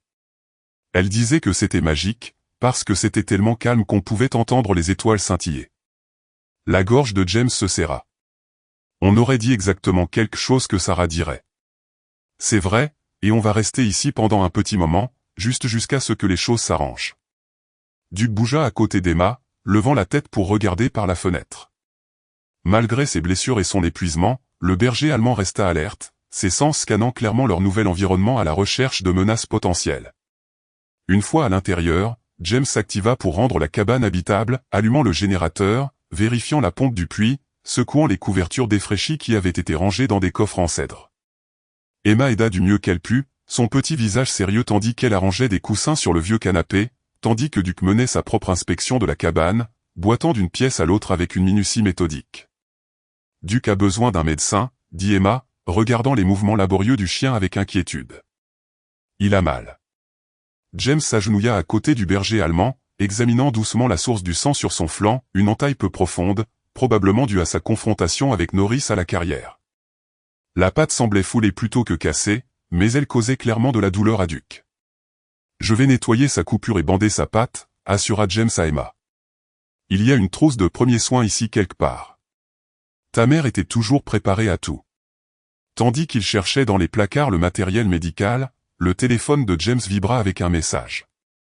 Il était de Bill Watkin, infirmière, partie opération plus large. Enfant pas aléatoire. Sélectionné très spécifique. Reste caché. Ne fais confiance à personne. James fixa le message, une froide appréhension se nouant dans son estomac. Sélectionné très spécifique, qu'est-ce que ça voulait dire? Pourquoi Emma? Qu'est-ce qui faisait d'elle une cible au-delà du fait d'être sa fille? Le grognement soudain de Duke interrompit ses pensées. Le berger allemand se tenait à la fenêtre avant, les oreilles dressées, le corps raide de tension, tandis qu'il fixait l'obscurité détrempée par la pluie. « Qu'est-ce qu'il y a, mon garçon » murmura James, se déplaçant rapidement aux côtés d'Emma. Duke grogna à nouveau, plus bas cette fois. Un grognement d'avertissement qui fit dresser les poils sur la nuque de James. Quelqu'un était là. « Emma » dit James doucement, « j'ai besoin que tu ailles dans la chambre du fond et que tu te caches dans le placard. Ne sors pas tant que je ne t'appelle pas. » Mais, papa, non. Emma. Son ton ne laissait aucune place à la discussion. Prends Duke avec toi. Emma hésita. Duke ne viendra pas. Il doit te protéger aussi. Elle avait raison. Le berger allemand restait à son poste près de la fenêtre, refusant d'abandonner sa surveillance. James prit une décision rapide, soulevant Emma dans ses bras et la portant rapidement dans la chambre. Il la plaça dans le placard, entourée de vieux manteaux qui sentaient encore légèrement le parfum de Sarah. « Reste absolument silencieuse » ordonna-t-il, déposant un baiser sur son front. « Quoi que tu entendes, promets-le-moi. »« Je te le promets » murmura Emma, les yeux écarquillés de peur. James ferma la porte du placard et retourna dans la pièce principale, où Duke continuait sa veille silencieuse à la fenêtre. Dehors, la pluie avait finalement cessé, laissant un silence étrange seulement interrompu par le goutte à goutte de l'eau des avant-toits de la cabane. Se déplaçant aussi silencieusement que possible, James récupéra le fusil de chasse qui avait toujours été gardé dans un placard verrouillé au-dessus de la cheminée. Le père de Sarah lui avait appris à tirer avec cette arme, et elle à son tour avait insisté pour que James apprenne aussi. Maintenant, il le vérifia avec des mains qui refusaient de trembler, le trouvant propre et chargé. La famille de Sarah avait toujours été méticuleuse avec ses armes à feu. Une brindille craqua à l'extérieur, quelque part à gauche du porche d'entrée. Le grognement de Duke s'intensifia, son regard se déplaçant pour suivre le son. James se positionna près de la porte, le fusil prêt, le cœur battant si fort qu'il était certain qu'il devait être audible. Un autre son, le subtil craquement d'un pas sur du gravier mouillé. Puis un autre, quelqu'un approchant de la cabane, essayant mais échouant à se déplacer silencieusement. Duke aboya soudain. Pas son aboiement d'avertissement, mais trois sons aigus et distincts que James reconnaissait après des années passées à regarder Sarah travailler avec lui. C'était un signal d'alerte, mais pas pour le danger, pour la reconnaissance. Avant que James ne puisse comprendre ce que cela signifiait, une voix cria dans l'obscurité, « James, c'est Martha, je suis seul. » Un soulagement l'envahit, mais la prudence maintint le fusil dans ses mains. « Prouve que c'est toi. » Il y eut une brève pause. Puis, le jour où Sarah a ramené Duke à la maison pour la première fois, Emma lui a donné son sandwich au beurre de cacahuète et il lui a léché le visage pendant 10 minutes d'affilée. Tu as pris une photo que Sarah gardait dans son casier au travail. C'était un détail que seule la famille pouvait connaître. James baissa légèrement le fusil. Approche lentement du porche, garde tes mains où je peux les voir. Martha émergea de l'obscurité, sa silhouette menue étant noyée dans un imperméable d'homme que James reconnut comme appartenant à son défunt mari. Elle monta prudemment les marches du porche, les mains visibles comme demandées. « Comment nous as-tu trouvés » demanda James, ne baissant toujours pas complètement son arme. « Je ne vous ai pas trouvé » répondit simplement Martha. Duke l'a fait. En entendant son nom, Duke relâcha sa posture, se dirigeant vers la porte avec sa queue remuant légèrement en signe de reconnaissance. « Qu'est-ce que tu veux dire ?» James ouvrit la porte, permettant à Martha d'entrer. Le visage de sa belle-mère était grave dans la faible lumière de la cabane. « J'ai pensé que vous viendriez ici. » C'était l'endroit sûr de Sarah, mais je ne trouvais pas la bifurcation dans le noir. Ça fait des années que je n'étais pas venu. J'allais abandonner quand j'ai senti quelque chose. Appelle-ça l'intuition d'une grand-mère, ou peut-être juste un espoir aveugle. J'ai arrêté la voiture, baissé la vitre et sifflé. Sifflé ? Les lèvres de Martha se courbèrent en un triste sourire. Le sifflement spécial d'Emma, celui qu'elle utilise pour appeler Duke. Je le lui ai appris, tu sais, c'était le mien d'abord, la façon dont j'appelais les chiens de chasse de mon père quand j'étais enfant. James la regarda, les pièces du puzzle se mettant en place. Et Duke l'a entendu, même de loin. Les chiens savent des choses, dit Martha, faisant écho à ce que Betty lui avait dit plus tôt. Et ce chien connaît notre famille. La voix d'Emma vint soudain de l'embrasure de la porte de la chambre, petite mais ferme. Duke t'a trouvé parce que tu fais partie de son monde, grand-mère, tout comme il m'a trouvé parce que je fais partie de son monde aussi.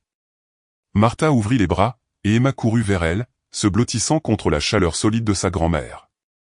Par-dessus la tête de l'enfant, les yeux de Martha croisèrent ceux de James, communiquant tout ce qu'ils ne pouvaient pas dire à voix haute.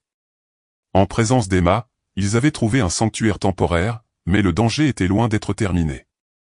Quelque part là-bas, une conspiration plus vaste que Frank Miller et Michael Norris se dévoilait, une conspiration qui avait ciblé Emma pour des raisons qu'il ne comprenait toujours pas. Duke boitilla jusqu'aux côtés d'Emma, pressant son museau grisonnant contre son bras, comme pour s'assurer qu'elle était vraiment en sécurité. Malgré ses blessures, malgré son âge, les yeux du berger allemand restaient alertes, ses sens accordés à toute menace qui pourrait approcher. Tandis que James sécurisait la cabane pour la nuit, vérifiant les serrures et tirant les rideaux, il se surprit à murmurer une promesse, non seulement à Emma et Martha, mais à Sarah, où qu'elle soit, on va comprendre, on va la garder en sécurité ensemble. Duke le regarda, les yeux ambrés, solennel dans son visage digne, comme pour dire « on le fait déjà ». L'aube se leva sur Lost Creek avec des doigts de lumière hésitants qui perçaient les pins entourant la cabane. James se tenait à la fenêtre de la cuisine, une tasse de café noir refroidissant dans ses mains, tandis qu'il regardait la forêt s'animer au matin. Il n'avait pas dormi plus d'1 heure ou 2, gardant plutôt la garde depuis différents points de vue tout au long de la nuit. Martha avait somnolé par intermittence sur le vieux canapé, se réveillant à chaque craquement et tassement des bois de la cabane. Seule Emma avait vraiment dormi, l'épuisement surmontant finalement la peur tandis qu'elle se blottissait dans la chambre principale avec Duke pressé contre elle pour la protéger. Les blessures du berger allemand avaient semblé pires qu'elles ne l'étaient. Heureusement, l'entaille sur son flanc était peu profonde, ne nécessitant qu'un nettoyage et des pansements papillons de la trousse de premiers soins bien garnie de Sarah. Sa patte était foulée mais pas cassée, et Martha l'avait bandée avec expertise en utilisant le matériel de la même trousse. Mon père élevait des chiens de chasse, avait-elle expliqué à Emma tandis qu'elle travaillait, il m'a appris comment les soigner quand ils se blessaient. Malgré ses blessures, Duke avait refusé de s'installer tant qu'il n'avait pas fait un tour complet du périmètre de la cabane, inspectant chaque point d'entrée possible avec une minutie méthodique. Ce n'est qu'alors qu'il avait rejoint Emma sur le lit, son corps positionné entre elle et la porte, ses yeux ambrés restant alertes bien après que l'enfant se soit endormi. Maintenant, dans la pâle lumière du matin, James entendit la porte de la chambre s'ouvrir. Emma entra à pas menus dans la cuisine dans son t-shirt emprunté trop grand, Duke boitant fidèlement à ses côtés. « Bonjour, ma chérie, » dit doucement James, posant son café pour la prendre dans ses bras. « Tu as bien dormi ?» Emma acquiesça contre son épaule, son petit corps rayonnant encore la chaleur du sommeil. Duke a chassé les mauvais rêves. Comme s'il comprenait, le berger allemand se pressa doucement contre la jambe de James, une communication silencieuse de solidarité. Martha bougea sur le canapé, se redressant avec un doux gémissement. « Seigneur, ayez pitié de ces vieux os », marmonna-t-elle, grimaçant en redressant son dos. Ce canapé n'était pas confortable il y a 30 ans et il ne s'est certainement pas amélioré avec l'âge. Malgré tout, James se surprit à sourire. Martha Stevens n'avait jamais été du genre à se plaindre, quelles que soient les circonstances. C'était l'une des nombreuses qualités que Sarah avait héritées de sa mère, cette résilience obstinée qui affrontait l'adversité avec le menton levé et un humour peint sans rire. « J'ai fait du café », proposa-t-il, attrapant une autre tasse. « Que Dieu vous bénisse », répondit Martha, se dirigeant vers la cuisine. Elle s'arrêta pour déposer un baiser sur la tête d'Emma avant d'accepter la tasse fumante. « Maintenant, réfléchissons à ce que nous allons faire ensuite. » Avant que James ne puisse répondre, son téléphone vibra sur le comptoir. L'écran affichait un message de Bill Watkin, sorti hôpital. « Retrouvez-moi Tourgate incendie Sawyer Ridge 10h du matin. Venez seul. » Information vitale sur Emma. Ne dites à personne. James montra le message à Martha, le gardant incliné à l'écart d'Emma qui était maintenant agenouillée sur le sol à côté de Duke, vérifiant soigneusement sa patte bandée. Les yeux de Martha se plissèrent. « Tu peux lui faire confiance ?» « Avec ma vie, » répondit James sans hésitation. « Bill et moi sommes amis depuis 20 ans. Il a pris une balle hier soir en essayant de protéger Emma. »« Et pourtant, » dit Martha prudemment, « quelqu'un savait que vous étiez à cet hôpital. Quelqu'un a envoyé cette fausse infirmière. » L'implication pesait lourdement dans l'air entre eux. Si Frank Miller pouvait être corrompu, qui d'autre pourrait être impliqué? Jusqu'où allait cette conspiration? « Il faut que j'y aille, » décida James. Bill pourrait avoir des informations cruciales, mais toi et Emma resterez ici avec Duke. Martha avait l'air de vouloir contester, mais acquiesça à contre-cœur à la place. Promets-moi juste que tu feras attention. Cette petite fille ne peut pas perdre un autre parent. James jeta un coup d'œil à Emma, son cœur se serrant à l'idée de la quitter, même brièvement. Je serai de retour avant qu'elle ne sache que je suis parti. Je t'entends, papa, dit Emma, sans lever les yeux de Duke. Et je sais que tu dois aller aider à attraper les méchants. Duke va nous protéger, moi et grand-maman. James s'agenouilla à côté de sa fille, constamment émerveillé par sa perspicacité. C'est vrai, ma chérie, et je ne serai pas parti longtemps. Juste une réunion rapide avec le shérif Bill. Emma leva finalement les yeux, ses yeux, si semblables à ceux de Sarah, sérieux au-delà de son âge. Promets que tu reviendras. Je le promets, dit James, la serrant fort dans ses bras. Rien au monde ne pourrait m'en empêcher. La tour de guet incendie à Sawyer Ridge se dressait comme une sentinelle au-dessus de la forêt environnante, sa structure métallique patinée par des décennies d'exposition aux éléments. James gara la voiture empruntée au pied du sentier et vérifia sa montre, 9h45. Il était en avance, mais c'était intentionnel. Il voulait avoir le temps d'examiner les lieux de la réunion avant l'arrivée de Bill. La montée du sentier escarpé le laissa essouffler, un rappel que les tâches administratives et la retraite avaient adouci le tranchant physique qu'il avait maintenu pendant ses années actives dans la police. Au sommet, la tour de guet offrait une vue imprenable sur la vallée en contrebas, y compris sur les 3 routes de terre qui menaient à cet endroit isolé. Si quelqu'un avait suivi Bill ici, James l'aurait vu arriver. À l'intérieur de la petite cabine d'observation de la tour, James trouva des preuves d'une occupation récente, une bouteille d'eau vide, des emballages de barres chocolatées, une odeur persistante de fumée de cigarette. Quelqu'un avait utilisé cet endroit récemment, et son instinct de policier, dormant mais pas oublié, se réveilla avec un sentiment de malaise. Un véhicule apparut sur la route en contrebas, le camion personnel de Bill, se déplaçant lentement sur la route sinueuse. James observa le véhicule se garer à côté de sa voiture empruntée et une silhouette en sortir. Même de cette distance, il reconnut la démarche caractéristique de Bill, légèrement altérée maintenant qu'il ménageait son épaule blessée. James descendit les escaliers métalliques de la tour pour rejoindre son ami au début du sentier, un soulagement l'envahissant à la vue d'un visage familier et de confiance. « Merci d'être venu, dit Bill, le teint pâle sous son bronzage habituel. Une écharpe soutenait son bras gauche et des rides de douleur encadraient sa bouche. Je me suis fait examiner. Les médecins de l'AMA n'étaient pas contents, mais ça ne pouvait pas attendre. Qu'est-ce qui se passe, Bill? Que sais-tu d'Emma? Bill jeta un coup d'œil autour de lui, son expression tendue. Pas ici, à l'intérieur de la tour. Pendant qu'il montait le sentier, Bill informa James des développements depuis la nuit précédente. La femme qui s'est fait passer pour une infirmière parle. Elle s'appelle Vanessa Shelton, ancienne militaire renvoyée dans des circonstances douteuses. Elle a été embauchée par un intermédiaire, payée en espèces, et elle affirme n'avoir jamais rencontré son employeur en personne. La crois-tu? En partie. Bill s'arrêta pour reprendre son souffle, sa blessure limitant clairement son endurance. Elle est assez intelligente pour retenir des informations comme moyen de pression, mais ce qu'elle a partagé est inquiétant. À l'intérieur de la cabine de la tour, Bill s'effondra sur l'une des deux chaises métalliques avec un soupir de soulagement. Les enfants qui ont été ciblés ne sont pas choisis au hasard, James. Ils sont sélectionnés selon des critères spécifiques. Quels critères? Demanda James, restant debout, incapable de se débarrasser de son sentiment de malaise grandissant. L'intelligence, pour commencer. Tous les enfants disparus étaient dans des programmes scolaires avancés. Les attributs physiques, ensuite. Ils étaient tous en bonne santé, athlétiques. Et il y a un autre facteur commun. Bill regarda James droit dans les yeux. Ils ont tous des parents dans les forces de l'ordre ou l'armée, des parents ayant une formation spécialisée. Un frisson parcourut l'échine de James. Ils ciblent les enfants de personnes susceptibles de se défendre. Pourquoi? Que leur font-ils?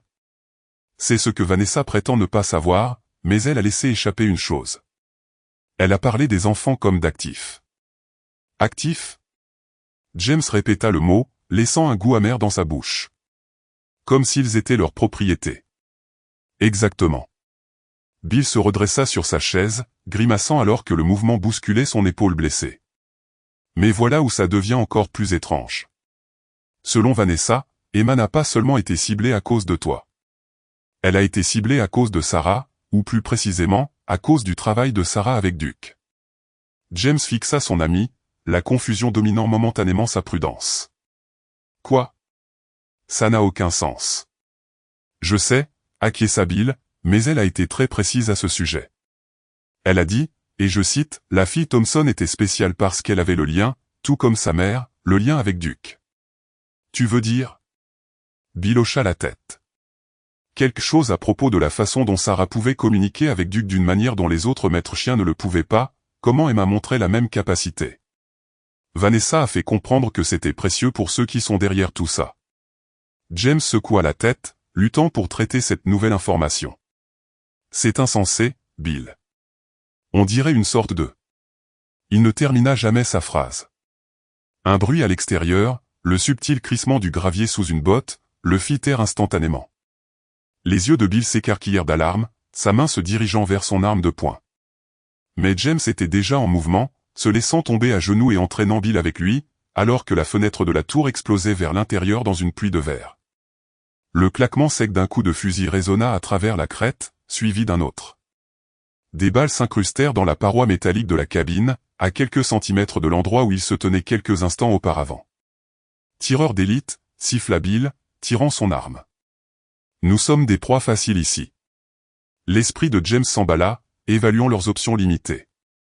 La tour n'avait qu'une seule sortie, l'escalier métallique qu'ils avaient monté pour entrer.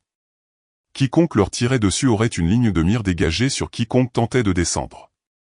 Comment nous ont-ils trouvés? Demanda James, le dos pressé contre la paroi métallique de la cabine. Personne n'était au courant de cette réunion, à part toi et moi. Le visage de Bill, vidé du peu de couleur qu'il avait, lâcha. Mon téléphone, quand j'étais à l'hôpital. Il était dans le tiroir de la table de chevet. Pendant que j'étais en chirurgie, n'importe qui aurait pu. Un autre coup retentit, celui-ci perçant la fine porte métallique. Bill riposta à travers la fenêtre brisée, plus pour forcer le tireur à se mettre à couvert que dans l'espoir de l'atteindre. On ne peut pas rester ici, dit James, scrutant la cabine à la recherche de quelque chose qu'il pourrait utiliser. Son regard se posa sur une trappe dans le plancher, probablement un accès de maintenance à la structure de soutien de la tour. Alors que Bill fournissait un tir de couverture, James arracha la trappe pour révéler un espace étroit et la colonne centrale de la tour. Des échelons de maintenance descendaient dans l'obscurité. Par ici, insista-t-il, aidant Bill à manœuvrer son corps blessé à travers l'ouverture. James suivit, refermant la trappe au-dessus d'eux, juste au moment où une autre rafale de tir traversait la cabine. Ils descendirent dans une obscurité quasi totale, les échelons métalliques glissant de condensation sous leurs mains. Au fond, ils se retrouvèrent dans un petit espace sous les fondations de la tour, avec juste assez de place pour s'accroupir inconfortablement. Et maintenant, murmura Bill, sa respiration laborieuse à cause de l'effort et de la douleur. James porta son doigt à ses lèvres, écoutant attentivement. Au-dessus d'eux, de lourds pas se déplaçaient sur le plancher de la cabine. Leur agresseur était à l'intérieur de la tour, à leur recherche. On attend, murmura James, son esprit déjà en train de penser à ce que cette embuscade signifiait, non seulement pour eux, mais aussi pour Emma et Martha, seuls à la cabane, avec seulement un berger allemand âgé et blessé pour les protéger. Il devait retourner auprès d'elle. Il avait promis à Emma qu'il reviendrait, et quoi qu'il en coûte, il avait l'intention de tenir cette promesse. Martha Stevens se tenait à la fenêtre de la cabane, ses doigts usés écartant juste assez les rideaux délavés pour regarder dehors. La matinée avait avancé vers midi et toujours aucun signe de James. Un sentiment de malaise s'était installé dans ses os, plus profond que ses douleurs arthritiques habituelles, plus insistant que ses inquiétudes typiques. Quelque chose n'allait pas. Elle pouvait le sentir aussi clairement qu'elle pouvait sentir le verre froid sous le bout de ses doigts. « Grand-maman » La voix d'Emma venait de la petite table de cuisine où elle était assise à dessiner des images avec des crayons que Martha avait trouvés dans un vieux tiroir. « Est-ce que papa revient bientôt ?»« Bien sûr qu'il revient, ma chérie, » répondit Martha, forçant la confiance dans sa voix, même si le doute la rongeait. « Ton papa tient toujours ses promesses. » Duke était couché au pied d'Emma, sa tête reposant sur ses pattes, mais ses yeux étaient alertes, ne manquant rien. Bien que le berger allemand ait accepté de la nourriture et de l'eau plus tôt, il avait refusé de s'installer correctement, gardant une vigilance attentive malgré son épuisement et ses blessures évidentes. Maintenant, il leva soudainement la tête, ses oreilles se dressant, alors qu'il fixait intensément la porte de la cabane. Martha se tendit, sa main atteignant automatiquement le fusil de chasse que James avait laissé appuyé contre le mur. « Qu'est-ce qu'il y a, mon garçon ? Qu'est-ce que tu entends ?» Duke se leva, un grognement sourd montant dans sa poitrine. Mais ce n'était pas son grognement d'avertissement, le son qu'il produisait lorsque le danger approchait. C'était différent. Presque interrogateur, il boitilla jusqu'à la porte, reniflant le long de son bord inférieur. « Quelqu'un arrive, » murmura Martha, faisant signe à Emma de s'éloigner de la fenêtre. « Vite, dans la chambre. » Mais avant qu'Emma ne puisse obéir, Duke fit quelque chose d'inattendu. Il commença à aboyer 3 fois de manière forte et distincte, suivi d'une pause, puis répéta un schéma spécifique. Le visage d'Emma s'illumina. C'est l'aboiement d'ami de Duke. Maman lui a appris à faire ça quand quelqu'un de sûr arrive. Martha hésita. Des années de prudence se battaient avec la confiance dans le jugement du chien. « Tu es sûre, ma chérie ?» « Absolument », répondit Emma avec une certitude absolue. Duke ne ferait jamais ce bruit pour une mauvaise personne. Comme pour confirmer les paroles d'Emma, un sifflement familier vint de l'extérieur, 3 notes selon un schéma distinctif qui fit se dresser encore plus les oreilles de Duke. Le chien répondit par des aboiements enthousiastes, sa queue remuant malgré ses blessures. Martha jeta un coup d'œil prudent à travers les rideaux et sentit un soulagement l'envahir.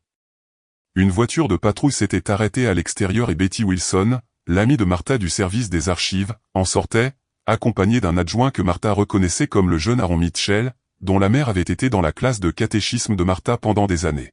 « Dieu merci », souffla Martha, posant le fusil de chasse et se dirigeant pour ouvrir la porte. Duke la dépassa, boitant sur le porche pour saluer les nouveaux arrivants avec ce même aboiement amical. Martha, appela Betty, se précipitant sur les marches. « Nous vous avons cherché partout. »« Comment nous avez-vous trouvés ?» demanda Martha, les faisant entrer tout en gardant un œil prudent sur la lisière des arbres. Betty fit un geste vers Duke, qui s'était posté au bas des marches du porche, surveillant la forêt environnante. Le chien, si vous pouvez le croire. Aaron a pensé à apporter une des vieilles chemises d'uniforme de Sarah de l'exposition commémorative du poste. Duke a attrapé l'odeur et nous a conduits directement ici. L'adjoint Mitchell acquiesça, enlevant son chapeau en entrant dans la cabane. Le chien le plus intelligent que j'ai jamais vu, madame, nous a conduits directement à vous, même avec cette patte blessée. Martha sentit Emma se presser contre elle, la prudence naturelle de l'enfant envers les étrangers étant évidente, malgré l'acceptation apparente des visiteurs par Duke. « Voici mon ami, Miss Betty », expliqua Martha doucement. « Et l'adjoint Mitchell, ils sont ici pour nous aider. » Emma les étudia solennellement, puis jeta un coup d'œil à Duke, qui avait boité pour revenir dans la cabane et était maintenant assis calmement à ses pieds. La posture détendue du berger allemand sembla la rassurer plus que n'importe quel mot d'adulte ne pourrait le faire. « Où est mon papa » demanda-t-elle doucement. Betty et l'adjoint échangèrent un regard qui fit sombrer le cœur de Martha. « C'est pour ça qu'on est venu vous chercher » dit Betty, sa voix douce mais urgente. « Il y a eu un incident à Sawyers Ridge. Le shérif Watkin et votre gendre ont été pris en embuscade. »« Mon Dieu » halta Martha, serrant instinctivement Emma contre elle. « Sont-ils »« Ils sont vivants » interrompit l'adjoint Mitchell rapidement. « Mais ils sont bloqués. Le shérif a demandé des renforts par radio avant que sa communication ne soit coupée. Nous avons des agents qui convergent vers les lieux. »« Je dois aller le rejoindre » dit Martha immédiatement, son esprit déjà en train de penser à la logistique. « Betty, peux-tu rester avec Emma ?»« Non » protesta Emma, ses petites mains agrippant le pull de Martha. « Je veux y aller aussi. Papa a besoin de nous. C'est trop dangereux. »« Ma chérie » commença Martha, mais Emma secoua la tête fermement. « Duke peut nous protéger. Il doit aider papa. Je peux le sentir. » Comme s'il comprenait chaque mot, Duke se leva et se dirigea vers la porte, les regardant en arrière avec impatience. Son message était clair, nous partons ensemble. L'adjoint Mitchell s'éclaircit la gorge. Madame Stevens, je sais que ça a l'air fou, mais ce chien vous a suivi à travers des kilomètres de forêt. Si quelqu'un peut nous conduire en toute sécurité à la crête sans utiliser les routes principales, où nous pourrions être repérés.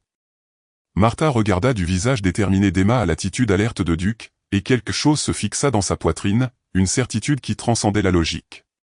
Très bien, dit-elle finalement. Mais nous faisons exactement ce que l'adjoint Mitchell dit.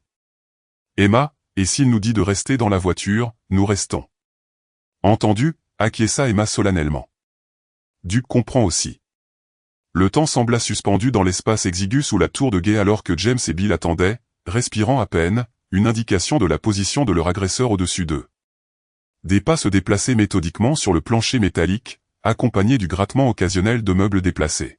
« Ils cherchent la trappe » murmura Bill, sa voix à peine audible même dans l'espace confiné. James acquiesça, son esprit passant en revue leurs options limitées.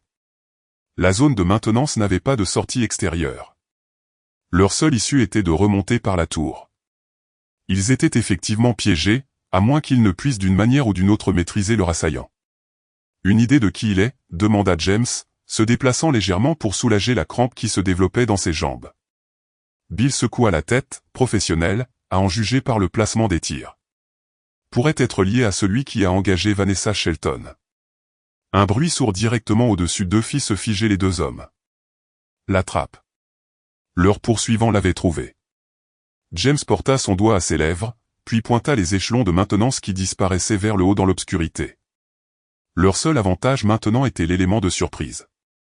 S'ils pouvaient se positionner juste en dessous de la trappe, ils pourraient avoir une chance de maîtriser celui qui l'ouvrirait. Avec une coordination silencieuse née de leurs années de collaboration, ils se positionnèrent, Bill d'un côté de l'échelle, malgré son épaule blessée, James de l'autre.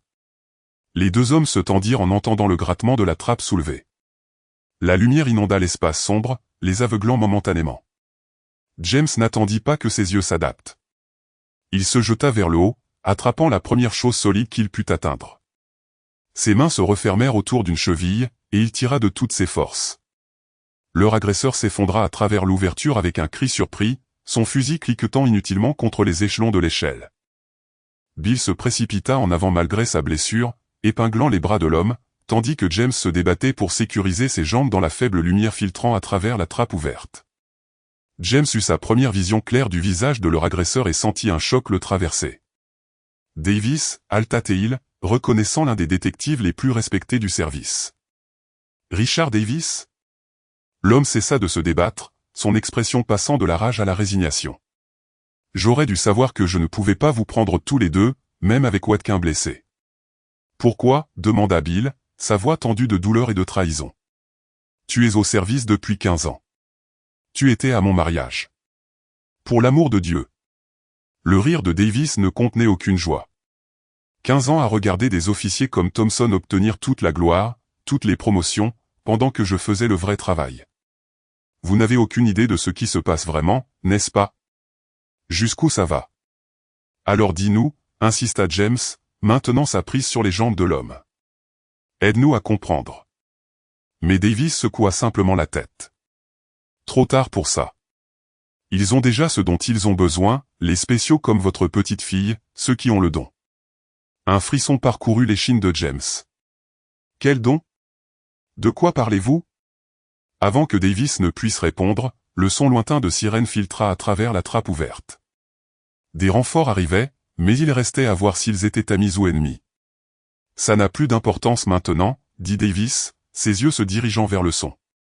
Ils seront partis depuis longtemps quand vous aurez compris, votre fille y compris.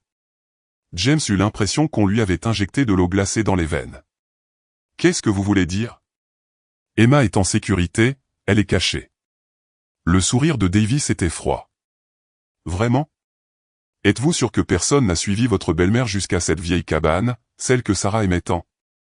Le monde sembla basculer sous James. Comment Davis pouvait-il connaître la cabane, à moins que... Bill? James dit avec urgence, nous devons y aller maintenant. Mais l'attention de Bill s'était tournée vers quelque chose au-dessus d'eux. James, dit-il lentement, vous entendez ça? Au-dessus des sirènes qui approchaient, un autre son se fit entendre, un aboiement distinct que James reconnut instantanément. Duc, murmura-t-il avec incrédulité. Impossible, cracha Davis. Ce chien est à des kilomètres avec votre enfant. Les aboiements devinrent plus forts, plus insistants. Puis, incroyablement, le sifflement spécial d'Emma perça l'air, 3 notes selon un schéma unique à sa fille. L'espoir et la terreur s'entrechoquèrent dans la poitrine de James. Si Duc était là, cela signifiait qu'Emma l'était aussi. Mais pourquoi, comment? Reste avec lui, dit James à Bill, attachant les poignets de Davis avec sa propre ceinture, avant de grimper aux échelons de l'échelle. Il sortit de la trappe dans la cabine de la tour de guet, juste au moment où la porte s'ouvrit en grand.